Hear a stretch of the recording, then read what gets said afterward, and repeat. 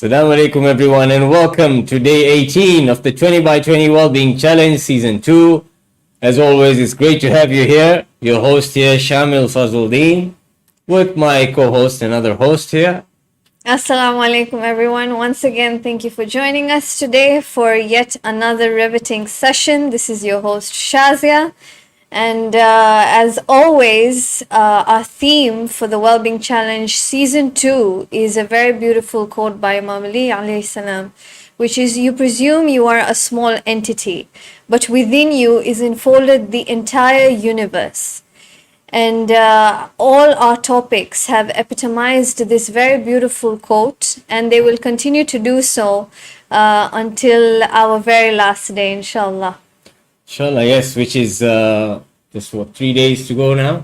3 days to go, yes. Yeah, I think starting to get nostalgia. While I was reading the start, there was one of the slides that we had, which today spoke about breathing and the importance of breathing and how it can help to reduce stress, anxiety, and many other things. And this brought me back and took me back to day 2. When we had Brother Zainali yes, teaching us techniques on breathing. Do you remember what he said on how and where exactly to breathe from? The diaphragm. The diaphragm, yes. So I do remember last year there was a question on Kahoot, is the diaphragm a muscle? Yes. So yes, it is, because it expands and it contracts, right? So yes, we do have to breathe from the diaphragm, right? Yes, important to breathe, keep on breathing. Overall well-being is not just us listening to amazing talks, but even applying what we learn and take away from these sessions. Yeah, which is why we also have the activities calendar for everyone to do, because it is very important that we do all these activities, and they are all scientifically proven to help in making our days better, and it should be a habitual thing, because then it definitely helps with mental well-being. Absolutely. But I remember also someone saying that if you do something for 40 days, it becomes a habit. Yes. Yeah, it becomes ingrained in you. So should we change 20 by 20 to 40 by 40? Media boys are saying no. But Yeah. But inshallah, let's see where it takes us. Maybe when you're a solo host. Okay, I think we're looking forward to another riveting session today. And Sister Shazia, let's see who we have today. Today's an incredible session. Again, very important. Today we have Sister Fahima Mahomed. Sister Fahima graduated with a business management degree and worked in a law firm as a conveyancer. She later became a qualified life coach and a certified NLP, neuro-linguistic programming practitioner. Also certified in mindfulness, existential, positive psychology, group and facilitation for companies and institutes, relationship and couple coaching. Sister Fahima has attended the Neuroscience of Change and Confidence program with ITS International Teachers Seminar. She's a certified mental health and wellness practitioner by the Academy of Modern Applied Psychology. She is also certified in cognitive behavior therapy. She has also a master's degree in psychology and neuroscience of mental health from King's College, London. Sister Fahima is passionate in the work that she does and aims to touch and impact as many lives as possible. And today's topic is the neuroscience of mental well-being. Please welcome Sister Fahima. Assalamu alaikum. Alaikum assalam. Thank you so much for having me today. Real honor. No, thank you so much. I have been waiting for your session as well. Very intriguingly, I know you do a lot of work with broadcast media, and currently you're working with Press TV. So kudos to you, but thank you for making time for us today. No, it's an absolute pleasure. And like you mentioned in your introduction, that we have to obviously give ourselves, the practice and not just listen to these lectures. And that's exactly where I come from. So as much as we all can have the knowledge, the book knowledge, the way in which I like to speak is that, inshallah, whenever anyone, goes away, they can take at least one practical tip. And it's something that, we can actually possess with us, we can, use straight away. And that's real implementation for these talks. Definitely. SubhanAllah. Looking forward to it, Sister Fahima, and inshallah, the floor is yours, please. Thank you so much. Well, neuroscience is basically the field of the biological and neural mechanisms that underlie mental health and illness. And this field literally draws on the research from neuroscience, psychology, psychiatry, as well as genetics and other related disciplinaries in order to explore the complex interplay between the brain function, behavior, and mental health. So when we think of mental health, we always just assume it's psychology, but actually it's more about the research of neuroscience. And until I tapped into this, and I did it really at a very high level of master's degree, and I never tapped into science before. So it was really, really challenging, but it was the most interesting thing to understand that the brain and the mind is slightly different. The brain is the physical organ and the mind is the thought, and we don't actually see it in that way.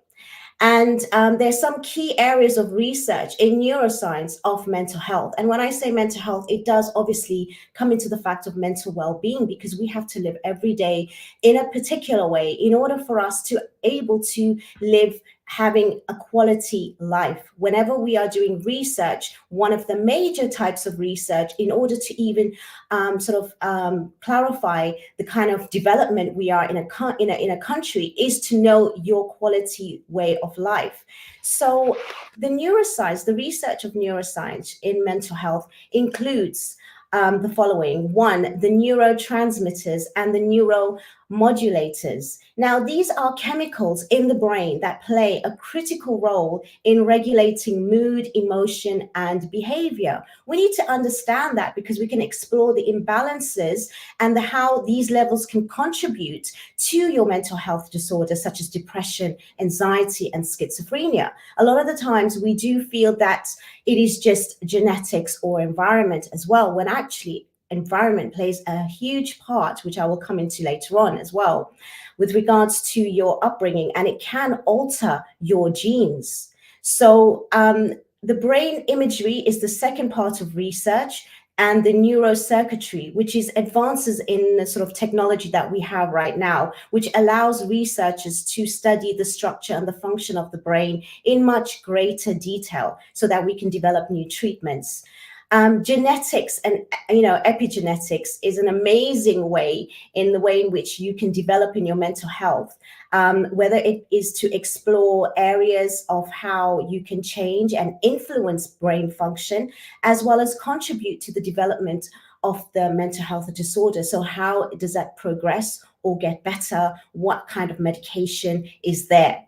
Now, this awareness you might think is for pharmacists and doctors, but actually as humans, you will realize how important it is that your physiology, your body, your brain, your mind, not just your thoughts, actually plays part in your daily routine. If you listen to Dr. Dispenza, he creates his reality. Even when doctors mentioned that he could not actually recover from an injury, he actually did not believe it. He actually believed in himself, and he created new neural pathways in his brain in order to come out of certain illnesses where even it was diagnosed that it was impossible. So I think when it comes to science, it also coincides with our Islamic belief and faith, because we have to have tawakkul, the belief of the unknown, the unseen. And for me, when I studied this, it really does coincide. We talk a lot about science and Islam in so many different ways, but we do need to talk about the psychology as well in Islam, which is also in coincide with today's latest research as well. So as I will continue, there's also stress and neuroplasticity, which is so important for us to realize that when we have the research that explores how stress affects the brain function and the structure. So when you are today in this day and an age, and we have certain jobs and we think it's normal to have stress, it's normal to have certain ways in which you have to live, when actually it can actually lead to something where your brain will change and you won't be able to promote resilience and have recovery. That's why it's so important for you to have that balance, where overall neuroscience is rapidly growing in order for you to have the homeostasis, which is the balance in the brain, not too much happiness, not too much sadness.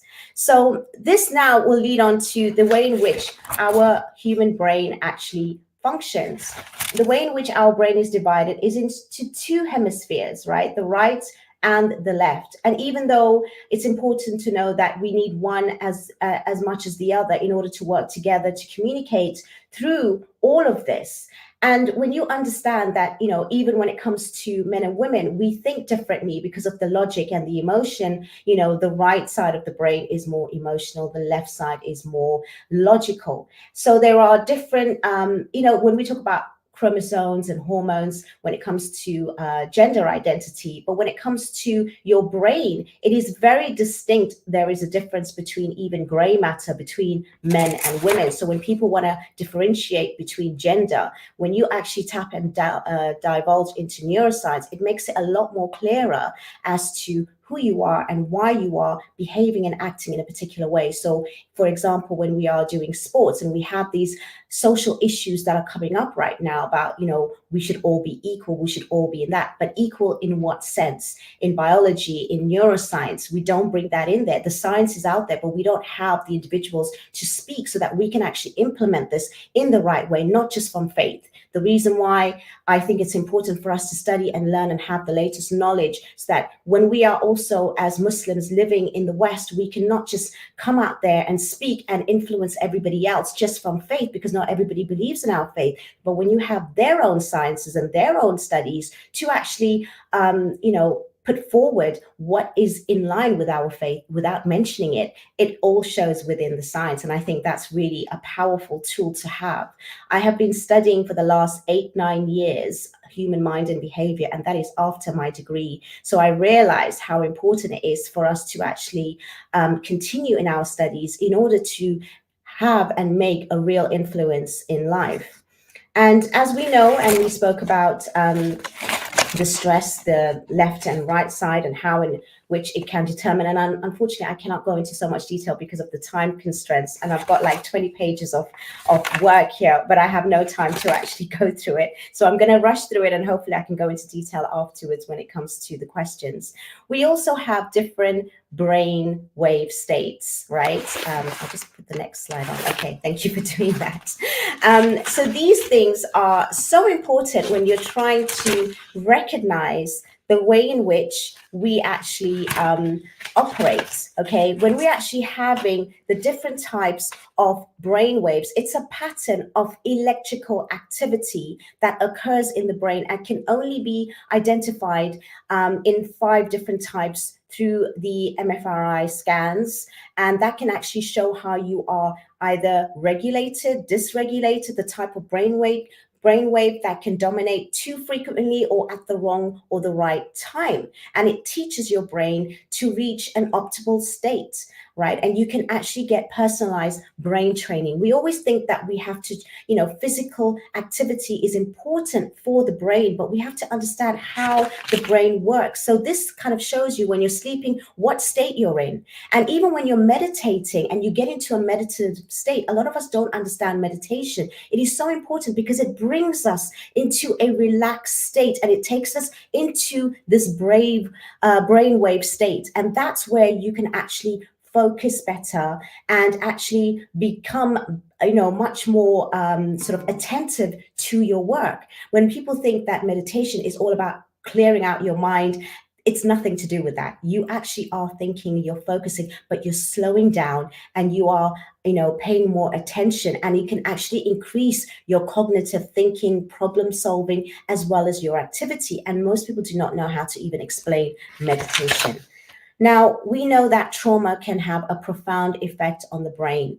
And the reason why I'm highlighting anxiety, stress, and trauma and all of these things, because I think these are the general sort of issues that we have and the way in which it can actually affect certain areas of the brain. And we can understand why that some of our responses of memory of the past, the present, the triggers that we have, the rational thinking, which actually may not be that rational because of the emotions and the fear responses of certain parts of the brain. So this alone shows, and trauma doesn't have to be so drastic and very to the end spectrum. It can be also just an experience of shock, and it could last for a few days, or it can trigger a memory every now and again. So these parts of the brain is so important for you to understand that it's actually working in a way where I'm exposed to trauma, and in a way that hippocampus, for example, shrinks. So again, these things are very, very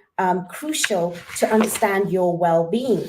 Now, when we talk of even synaptic plasticity, right? This is the most important thing I think that we can realize, because we always think as we get older, we cannot learn, we cannot create new habits. We can. It might take a little bit longer, and it might actually make it a bit more difficult. But if you are always reading, for example, okay, your connections, as I mentioned at the beginning, will continue to have different pathways where you're creating connections to actually communicate with each other, called synapses, right? And that regenerates a whole new way of knowledge. When, in a way, if it's practice and it strengthens, then the old neurons disappear, the new ones actually are created, giving you an establishment. So when people think you have trauma in your past, and you have things in your past, experiences in your past you can never get over, this is the scientific proof to show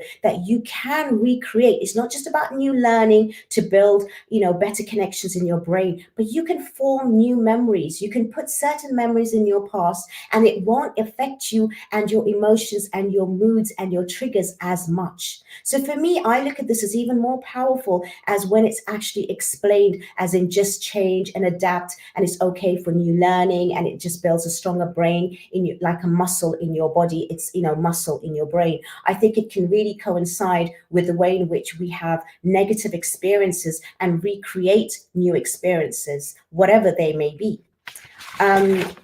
So that just shows the wiring of the brain and how important that can be for people that have trauma or negative experiences. Now, I love this cold exposure. Okay, it's a prolonged release of dopamine, which is known as the happy pill, but it's also extremely powerful if you are experiencing stress and anxiety. If you were feeling negative for a second in your life, even, and you just go and throw ice cold water on your face, that shock in itself retrieves you, and it increases your body in such a way that you will even forget that stress. It's such a very quick way of alleviating some of the daily sort of like things that you might come across which you cannot control. I normally have a habit of taking a shower every morning, and towards the end, regardless of the weather outside, because this cold exposure is not just for dopamine, it has so many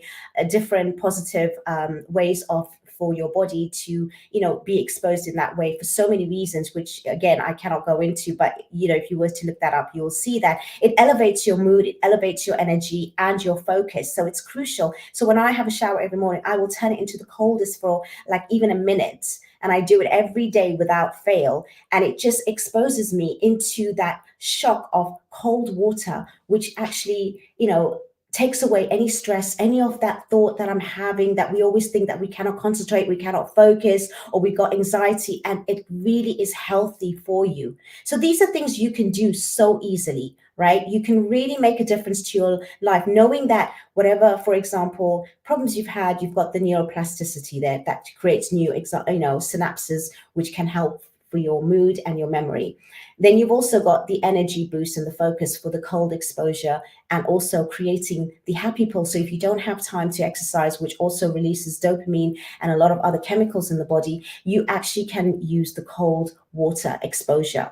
Obviously, depending on your health and circumstances, I wouldn't advise for you to just go and sit in a nice tub without, taking, sort of regular checks with your GP to make sure that you are okay to do that, and do it in a safe and healthy environment as well, so that you're not going to create anything which is going to be more detrimental to you. And this helps with a new behavior to become automatic over time. You know, in life, we get challenges. We know that, and we're always trying to avoid it. I've realized in my lifetime that honestly, I create the challenges first. So when it comes to me having that cold shower in the morning, when I go outside, I feel like my body's ready. And for most people that get ill most of the time, alhamdulillah, you know, so far, it doesn't affect me as much because I'm exposing myself already in a healthy way. So that is one example of you having the energy, you putting your body in a particular way where, you know, a lot of people in Norway, for example, they do this and that's why their children and themselves live longer, healthier, happier lives, and because their body. And with us, and especially in our communities, it's like, you know, we have to always keep warm, which is right, we do. But to have that opposite exposure can actually do you favors as well if it's done very, very carefully. So that's one thing that I know. You all should go and have a really cold shower after this, or splash some water afterwards as well. It really can help you and with your senses. Now, when we're talking about anxiety, that can be triggered so much. And I know, especially when it comes to children that have anxiety issues, it's basically the obsessive compulsive disorder or the phobia, or, you know, general anxiety disorder, GAD or OCD. And a lot of the times this was once thought as an illness. But as a mental health worker, you know, you find that they are increasingly prevalent with children under 18. However, our brain is natural in a way of feeling that overprotectiveness, that anxiousness, and some more than others. We have that sense of panic and threat button more than others, which we often need. So it becomes, you know, a little bit overly used in a lot of circumstances, and you might see yourself as unhealthy when actually it just means that you just have to control yourself in the way in which your brain reacts to certain situations. So if you have a hormone, say for example stress, cortisol, which creates the adrenaline in the body to act faster, to be more powerful, it can work in certain circumstances. But with children not having the ways forward to control that,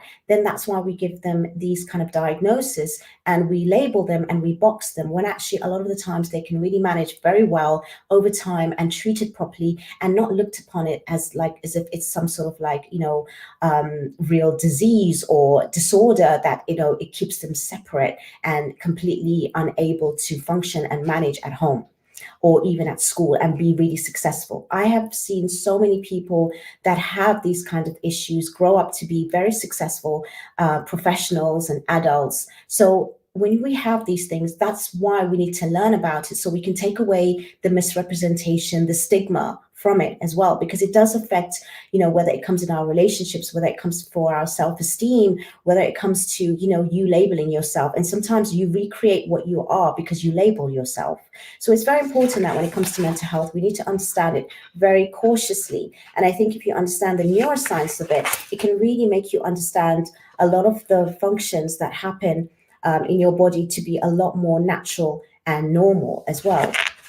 Now, the functional areas of the cerebral cortex, which is the frontal lobe, is so important for executive functions because it helps you with your decision making and planning, organizing. And I remember someone in this group in the previous did mention that only develops at the age of like fully at 25, but we do actually have experiences that we are exposed to in our environment that trains the brain and mind to actually still have those decision making areas function and work, even if it's only fully developed at the age of 25. The frontal lobe is also important for your personality and your behavior. So, you know, when kids fall down and when you hurt your head, these areas are so vital for you to make sure that you do not injure or damage. And even like with boxes and certain sports that we take on, these make a huge difference to the way in which you can damage your brain from the inside. So it's the motor control, the working memory, the language processing, as well as the social cognition. And there's so much information around what I've just said. I literally can talk about this not for hours, but for days, because that's the amount of content I have. But I've literally given you just an outline of how important it is to, learn these words, learn the sort of different names and the functions of your brain. What does it stand for? Even what I'm showing you now, you can Google it easily and just have a bit of awareness, because it's not just your thoughts, it's also your thoughts recreating the neural pathways in your brain. And that's how it will also relay physiologically in your body and react. I mean, people ask me, is it just your brain that thinks first, or is it the actions? And there's literally milliseconds in certain research and studies that show that it is something that we act first only without, because the subconscious is already there in a habit, but there's milliseconds. And that's why we can change that sort of subconscious mind, which is 90%, 95% of the brain operation, by being conscious with new habits and creating new synaptic connections in order to create better ways of doing it. And the last thing I want to do before we end is talk about sleep. It's so vital for you to sleep. So many of us really neglect our sleep. We do it for children. When they're young, we expect them to sleep. And I really urge parents, even if you've got teenagers, in order for that brain to develop, in order for them to be successful, it's not just the learning.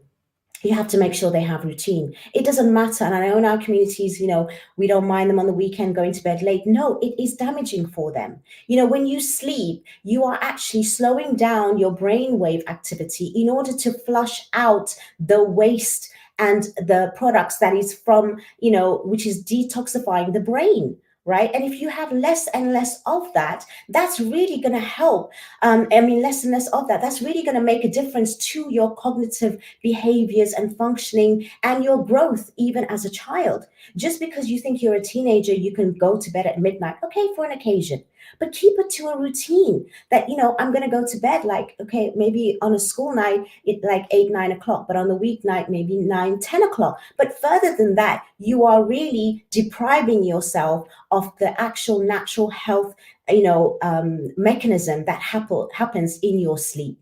Sleep is vital for children, teenagers, as well as adults. A lot of the times, even when we're learning new things and we think, why do we have certain things that are coming up now that we didn't have before? Like there's such a huge amount of dementia and Alzheimer's, which we never seen in our Asian communities as well, or, whichever community, which is the, sort of the minorities, is because we're not learning like we used to. We're getting lazy, and that laziness is not actually helping our brain. Just like with physical activity, a lot of parents complain, my kids are bored, I need to do things with them, I said, no, you don't.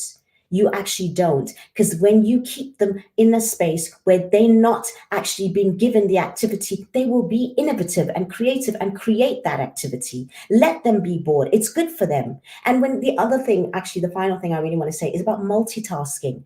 We are not supposed to multitask. Don't talk about multitasking. It is bad for your brain to keep switching. You keep switching. We need to focus on one thing, and men are very good at doing that. They will do one thing, they'll focus on it, and women will complain about it, saying we're doing 10 different things. But in the end, we are actually damaging our brain by constantly switching. We need to focus on one thing, do that, and then move on to the next activity. So all of these things are so important for you. Multitasking is not a great trait to have. Okay, you do it with focus.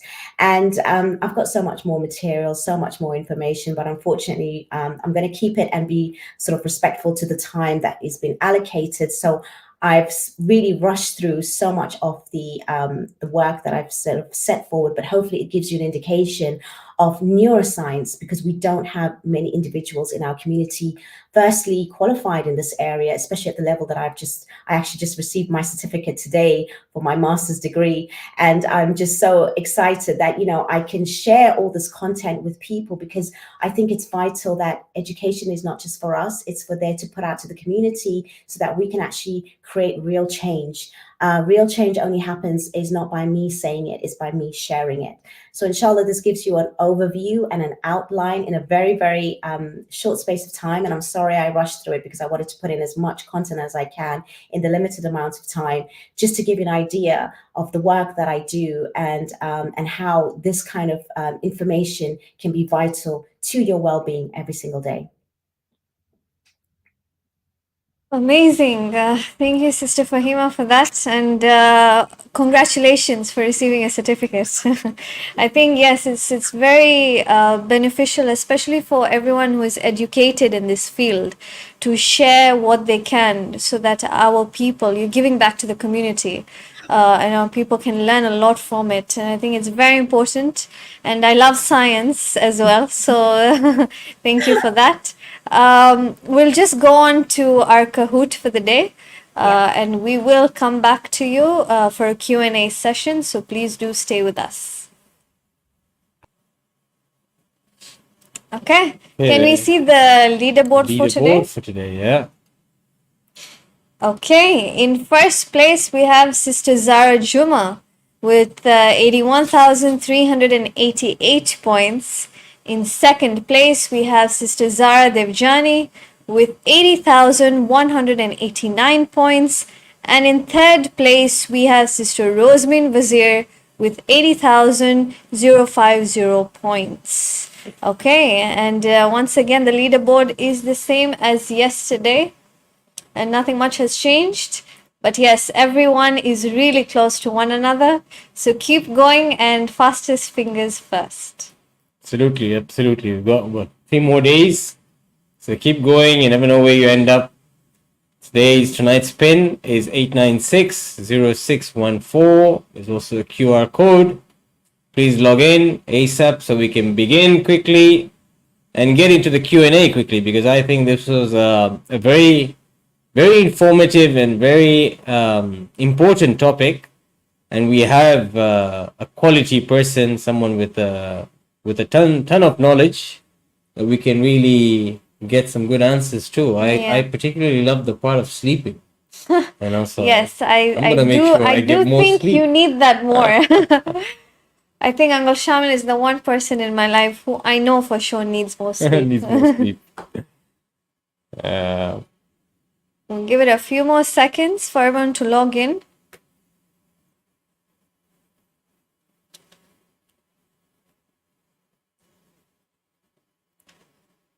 I think Sister Fahima also mentioned that you need to let children be bored. It's something that I remember last year Sister Sukaina Thawar spoke about as well, because she did parental coaching. Yes. This is the result of doing Kahoot every single day. You remember things. You remember a lot of things. I just hope you weren't bored at that time. No, not at all. Okay, we'll give it 10 more seconds. Please get logged on. Those of you who are participating in the Kahoot, should be everyone who's logged in today. Let's get on. If nothing else, if not for the competition, at least to jog your memory of the information that was shared, yeah? See, someone's put their name as trying. Okay. With an exclamation mark. Don't try, just do. No, it's good. It's good to try it. Okay, we'll give it 5 seconds and we begin in 5. Okay, we can begin with Kahoot, Day 18, Wellbeing Challenge Season 2, question number 1. Which of these are part of the 4 key areas of research in neuroscience of mental health? Is it neurotransmitters? Is it genetics and epigenetics?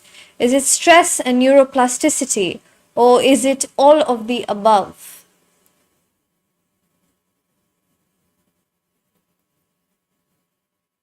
Yeah, a lot of information shared, but you should remember this. 5 more seconds. A, B, C, or D. And yes, it's D. Absolutely. All of the above. Well done to everyone who got that right.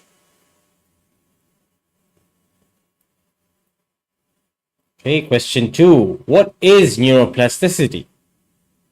Is it the brain's ability to change and adapt? Is it the brain's ability to store memories? Is it the brain's ability to create thoughts? Or is it the brain's ability to memorize? Yeah, change and adapt, store memories, create thoughts, memorize. 5 seconds to go. Still a few of you. Okay, the correct answer is the brain's ability to change and adapt. Well done. Question number 3. Which part of the brain is responsible for decision making? Is it the thalamus, medulla, none of the above, or the prefrontal cortex?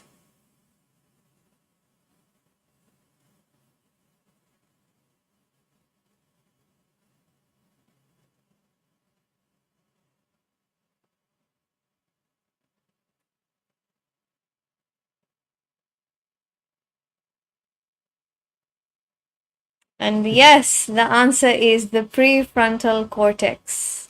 There's more question to confuse people, yeah? Yes. Okay, fantastic. Question number 4. How many times is the brain divided? Is it divided into 2 hemispheres, left and right? Divided into 3 hemispheres, left, right, and center? Divided into 2 hemispheres, top and bottom? Or is it not divided? Wow, that was fast. Correct. 2, left and right. That's it.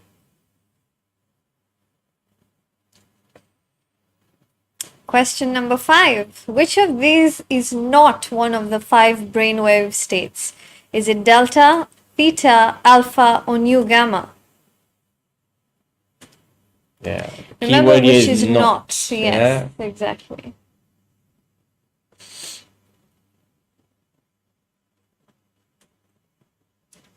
Ten more seconds. I think we have all our answers in. And yes, the answer is nu gamma. The right answer is gamma, not nu gamma. Well done trying. You should keep trying. You're moving up. Question number 6. What was today's activity in the calendar? Call someone you miss, message someone you love, call someone you love, or message someone you miss. It's a play of words, I see. Yeah, let's see who's gonna get this right and who's gonna get it wrong. Yeah, we did speak about it yesterday.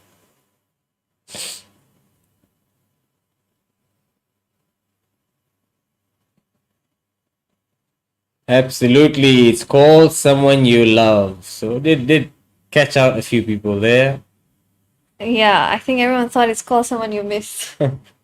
Okay, on the podium, in 3rd place, we have Sister Sayeda. In 2nd place, we have Sister Sayeda Masuma. And in 1st place, we have Sister Rosmin Wazir. Very well done to everyone. And to the runner-ups as well, very well done. And I think we can move on to the Q&A session. So if you have any questions for Sister Fahima, please do put in your questions in the comment section, and we will try our best and answer them all. Can we have Sister Fahima on, please? Assalamu alaikum. Thank you for waiting for us. Mr. Fahima, thank you so much for that session. I mean, a lot of information. Very good to hear from you. I think it's the first time we're hearing from you. Yes. But Mabruk on the certificate as well.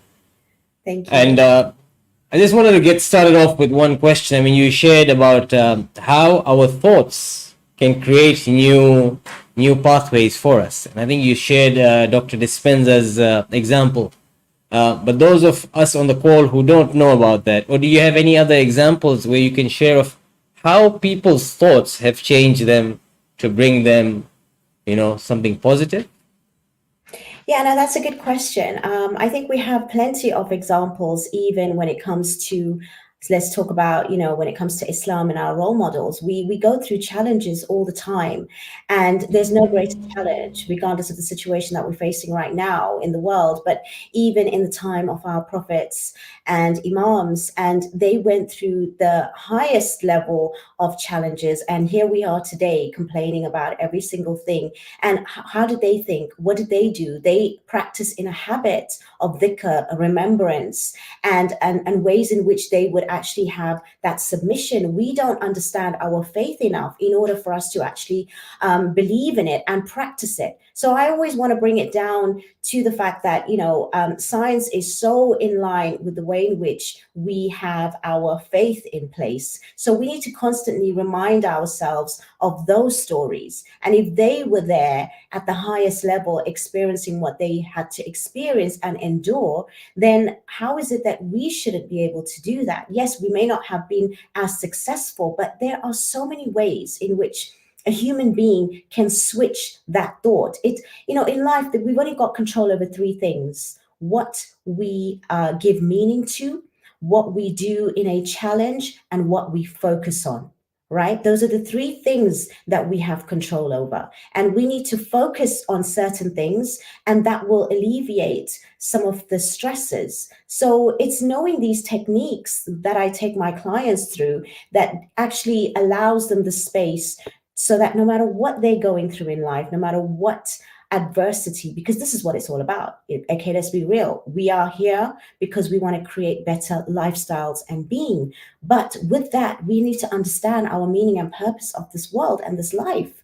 So and like I mentioned, homeostasis is the balance of the brain. We cannot be all the time happy, and we cannot have extreme sadness. It has to be a balance of both. And if you even understand that, then you will also be content.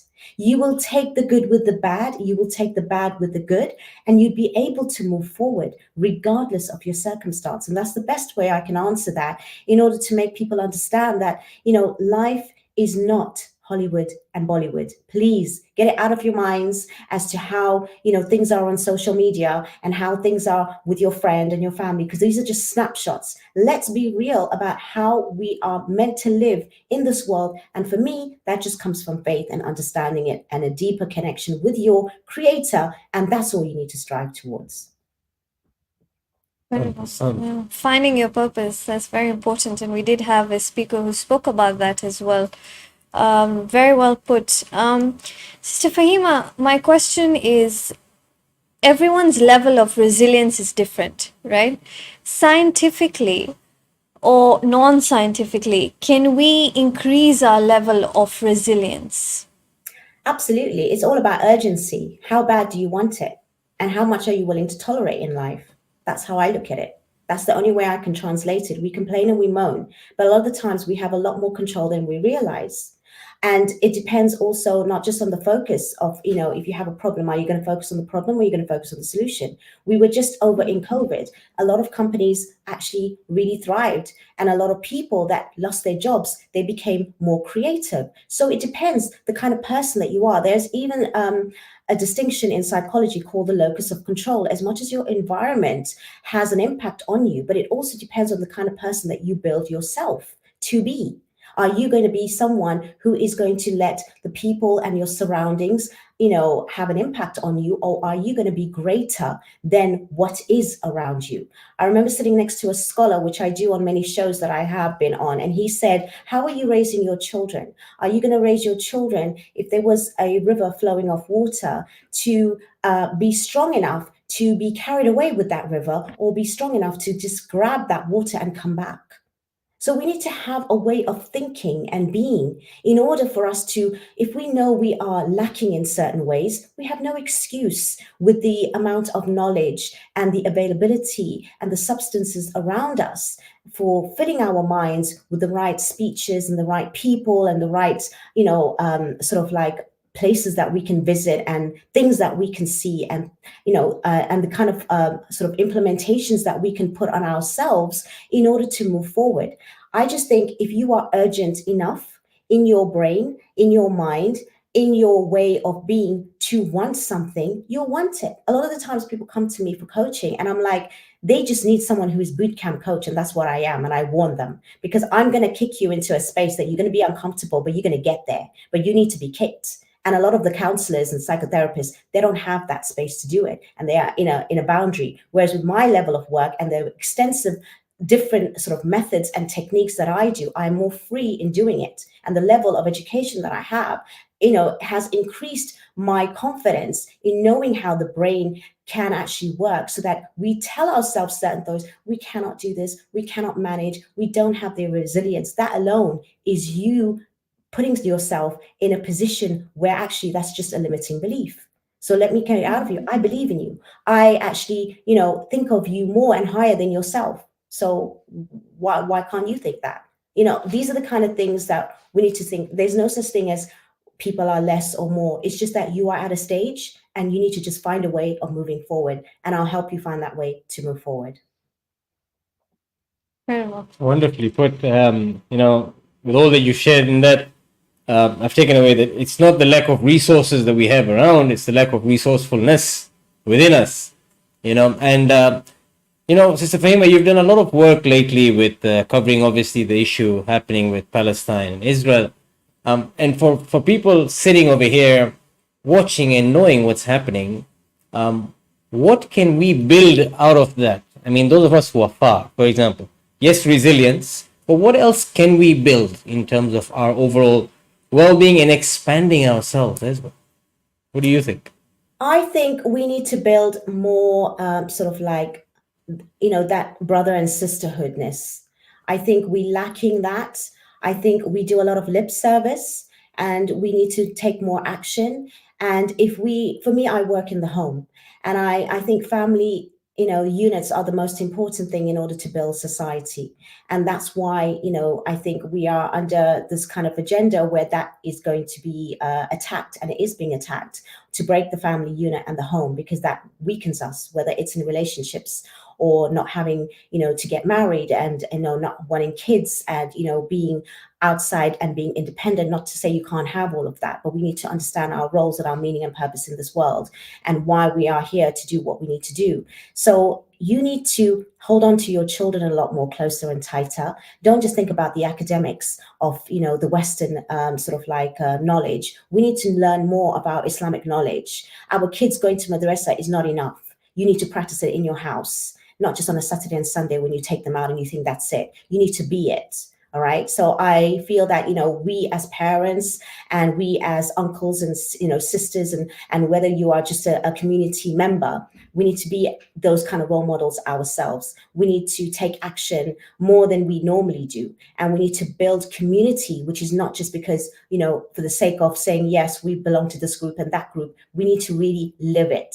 And I think that brotherhood and sisterhood is ever more important right now, whether it comes from the home, the mosques, the communities, and society, because we are, under attack for, being our color, having our faith, having the beliefs. And regardless of this situation, it's always there. But now the mask is off as to who really is, with you and without you, or not for you. So I think education is the most profound thing that we can do. That's why I stood on mainstream TV up till today, called as the only person in the UK wearing a hijab on mainstream channels.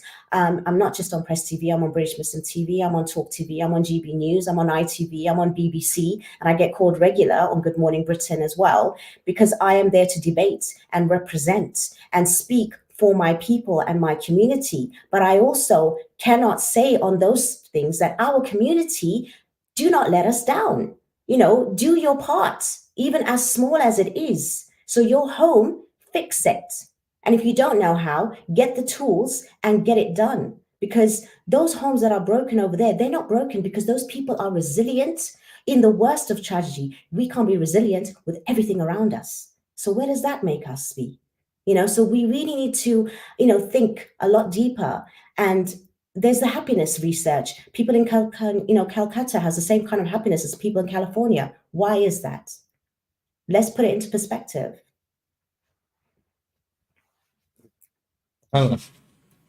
This, quite incredibly said. I think, thank you for that.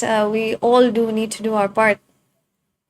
We do have a question from the audience. Is there a test that we can do to know how our brainwave states work? That mainly is that sort of brainwave state normally is analyzed on these ECG sort of scans and things like that. You can get feedback, I think, on the internet if you do certain questions, but the brain waves has to be done in sort of like, it's a technology that is used, right, in order to know that. But when I've given you that list, it gives you an indicator. Let me just quickly go through that again with you, because I don't think we have that very I didn't have chance to go through that. So, for example, when you're sleeping, you're in delta. Okay, and then when you are waking up, so if you learn about the different wave states, and if you wake up in the morning, that's the best time to either exercise, for example, and the best time to actually reprogram your brain is when you are falling asleep. Even when you want to listen to certain things, say if you're studying, for example, right, and you maybe I always tell students when I give these kind of lectures, if you want to study and learn, record your actual work and listen to it when you're sleeping, because when you're falling asleep is when your brain is being reprogrammed. So there are different levels of the day, I would say, that you will be at a certain state, and if you learn about that, that's when you'll understand there's certain things I need to do at certain times of the day that will benefit me. So it's no point trying to do something in an opposite direction. For example, if you really want to have the peak awareness, for example, you're not going to do that in the middle of the night when most people think, I'm going to study all night. And these are what people do, when actually your brain needs to rest and sleep, and you need to study in a time. That's why you have to do things in advance. It's a whole program and process of living and being, but people want to skip it because in the first place, they don't understand how their brain works. If you understand how your brain works, you'll know how to plan your day. You'll know how certain activities need to be on your day. So I would go and search brainwave states, the delta, theta, alpha, beta, and gamma. What time of day is that? What does that represent in that day? And then from there, you will have the best activity to sort of, do certain things in that specific time. Okay, very interesting to know, actually. Our other question was, which books would you recommend to read? I think you did mention Dr. Joe Dispenza. Very, very interesting books To be that he honest, has as well. You know what? I read hundreds of books, and the only way I can say it is what's for me is not for you. The way in which I look at life is when I tell students, I'm like, if you see whether it's a color, it's a title, it's something, believe that is for you for that time of day, for that moment in your life, and that is for you. Okay. Well, I don't even get a chance to read a full book. Sometimes I'm waiting for a client, they're 5 minutes late. I'll read a page because I have it my iBooks on my phone. Okay. I'll read a page. And you know what? SubhanAllah, because I have that belief and that connection and that manifestation, law of attraction, whatever you want to call it in English terminology, I believe that it comes to me. So when I read that page, that one sentence that I've read, not the whole book, not that particular book, but that particular sentence for that particular time, it helped me for that client that I'm going to meet in 5 minutes. When I have a talk I have to do, I open up my phone, subhanallah, a research paper comes up on the same topic that I'm about to read. You just got to believe, what is it that you want? It will come to you. Every book, every information, fiction or non-fiction, is useful. You just got to get yourself in a place so that you have that vibration and frequency that whatever it is that is you, it will be attracted to you, and you'll be attracted to it. That's how it's got to work. We want to create states for certain things. We have to be in a particular state, whether it's for a book, whether it's for a job, whether it's for anything in life. So I would say every book is vital. Every book is important. Every sentence, every person has knowledge. Every person has something to give, no matter what level they are. I learn from children. I learn from adults. I learn from people who are not in my faith or have no faith. It doesn't matter. So get yourself in a space knowing what is it that you want. And I bet you, if you think hard and strong, you'll come across something and it will be just for you in that time of day. And that's how I live and that's how I learn. And I swear to you, you have that way of thinking and believing, you will miss nothing. So when we have these quotes by Imam Ali alayhi salam, it's not just a quote. You're living, walking, believing, and experiencing it. I love that because I'm a firm believer of that, Sister Fahima.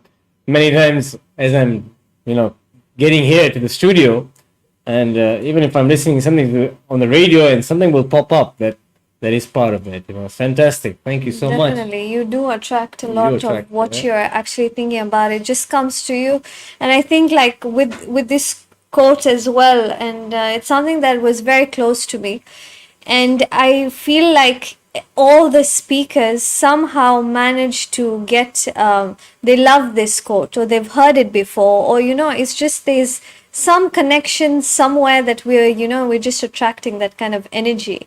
from the speakers. So yeah, very well put. We do have one more question from the audience. Is can dementia be reversed or addressed, or And detected in early stages? I'm I'm not so familiar with that, and I'm not going to lie that I have that information. All I know is that you have to obviously be at certain spectrum of dementia. I know of certain people that do go through it. It takes a while. It depends on which chemical in the brain and sort of like is being affected, because I think there is a spectrum, whether it's Parkinson's disease, whether it's Alzheimer's, whether it's dementia and schizophrenia. So I think in those sort of circumstances, it's we only hear of the general way, but when you look at an individual, they have maybe a section of that, or there's a certain part of that brain that maybe, and then the medications there to either increase or inhibit, or attract or be more active in that certain chemical that's either missing or overactive. So with something like that, it's an individual case. It would be very irresponsible for me to just give a generalized sort of like information on that you need to really speak to your professional advisor and get the person who's going through it like a proper diagnosis, not just the physical, but the mental, and in every aspect you can think of. Even understand their history and their life, and certain things that they were doing that they weren't doing before or should be doing, that can be something that they can maybe reverse. I just feel that when I deal with people always say, oh, you should put content out there. I'm not an influencer. I'm not someone that's going to do that, because I think it's irresponsible. I think I deal with people individually when I assess their case, when I'm with them one-on-one, when it's something this specific. And that's when you really get to know how that particular person is tailored for this. What a diet for me is not going to be a diet for you, regardless. Whether it's your body type and my body type is different. What works for me is not going to work for you, even if we have the same weight, height, and even age. So I believe it's the same thing when it comes to mental health, and you need to be very specific with that doctor or physician that you're with, to diagnose the patient in such a way that they know them inside out and their history, and then you will be able to determine what that is. But I do believe that anything is possible, and if you feel that you want to understand more about dementia and read about it, I would suggest reading Dr. Dispenza's books, because he's had such tremendous results with people with these diagnoses, and it would actually make a real useful sort of I would say assistance, other than the medication, of having a holistic view on these kind of things. It's amazing. beautiful, beautiful. Do we have time for one more question? I think we can ask Let's one go more one more, question. Yeah. Just can't let Okay. Dr. Fahima leave like this. Okay. Sister Fahima. So scientifically, tell me, Sister Fahima, everyone talks about affirmations, Mhm. self-affirmations. Does self-affirmation help us scientifically, or how does it affect our brain or physiological wiring? That's a very interesting question. I want to talk about that quickly. When it comes to affirmations, it's so amazing to say, I believe, I'm wonderful, I'm going to be great. Words are words, but they're meaningless without the actual belief of it. Okay, so affirmations comes with a belief, and you need to be able to believe in that affirmation instead of just saying it. Everything comes with intent. At the end of the day, there's no point just saying it and looking at yourself in the mirror but then walking away and not actually feeling it. I work with people to increase their inside, their heart, their mind, their body. Okay, if you're going to say I'm confident, but you're going to say it like this, you're not. If you're going to believe it, you're going to stand up straight automatically, and you're going to be confident. Like I said, it's not saying I'm trustworthy, I'm loyal. Show it, be it.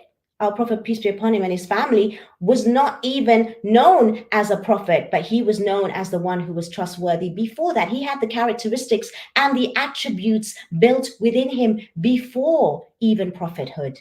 We need to build ourselves inside first. get those tools and be the person. If you're looking at your mom and dad and you want to know, if I look at anyone, I want to say, well, that's what represents, loyalty. That's what represents someone who you can trust. That's what it is. And for me, affirmations is nothing if you don't believe it. So say all the words a million times as you want, but I would work on your inside. Understand, what does that word, what is that affirmation, that sentence actually mean to you? What does it actually mean to be that particular thing that you're saying? And embody it, and then say it, and then some more. And more importantly, you become it. That's how I believe affirmations are. Superb, superb. So, Sister Shazia, from the wealth of knowledge we've gotten today, 2 things that you've taken away. I'll put you on the spot here. 2 things that I've taken away. Well, believe in my self-affirmations that I tell myself, and 2 is that whatever I need with my energy, because I want it so badly, I will get it somehow, because God is going to send it to me somehow. So yes, said that when we don't need to believe we're going to get it, we have to believe it's already there. There's a difference. Okay, that's even more powerful. That's even more powerful. Nothing is ahead of us. Everything's already here. The resources are within us. When you learn even the presuppositions of NLP, everything is already there. If you're going to search for it, that means you don't have it. Already, that's a negative. It's there. It's already there. That's it. It's done. it's great to a great note. MSc before I even started, as far as I was concerned. Excellent, Thank you so much, Sister Fahima, for this, for taking our time, for doing all that you do as well, and for representing a lot of, I think, myself as a hijabi woman, I know how important and crucial it is to have representation, to have a voice. And I do look up to a lot of things that you're doing. So thank you so much, as well as for today. I think it's a very important session to have, right? Absolutely. It puts everything down in a much better perspective for us to understand the importance of this. And thank you so much for that, Sister Fahima. We'll inshallah be sharing your contact out there, and people might reach out to you. And we thank you in advance right now for helping us, and being there with us.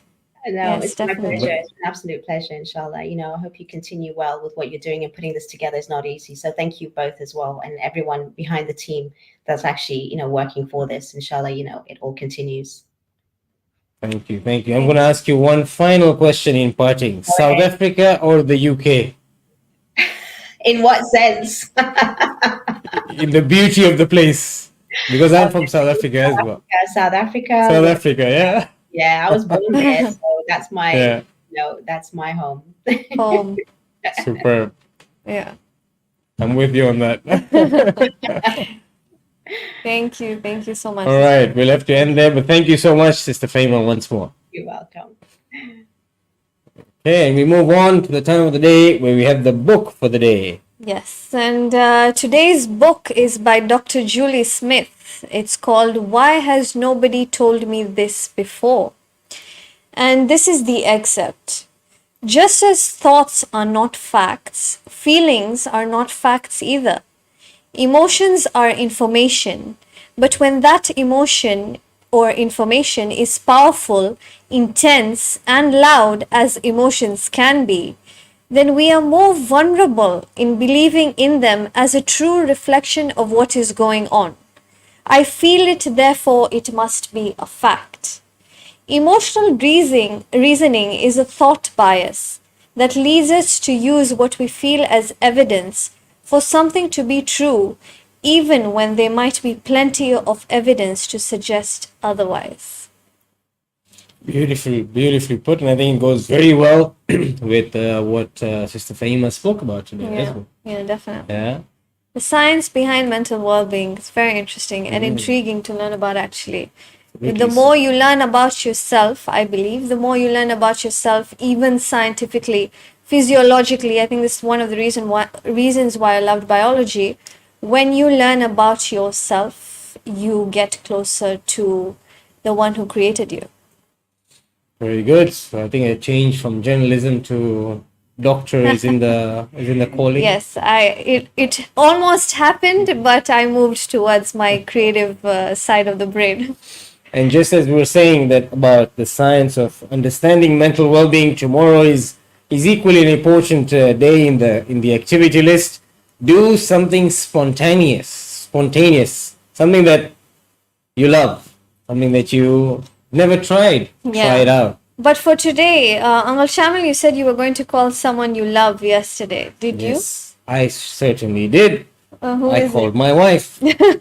Oh, you called your wife. Yes. Okay. She can attest to that. But she's right, like almost here. See her though. Yes, but I had to call her. Okay. So Alhamdulillah. his wife I is have to my call her aunt. every single So okay. All right, and until that's all we have for today. See you back tomorrow, same time, same place.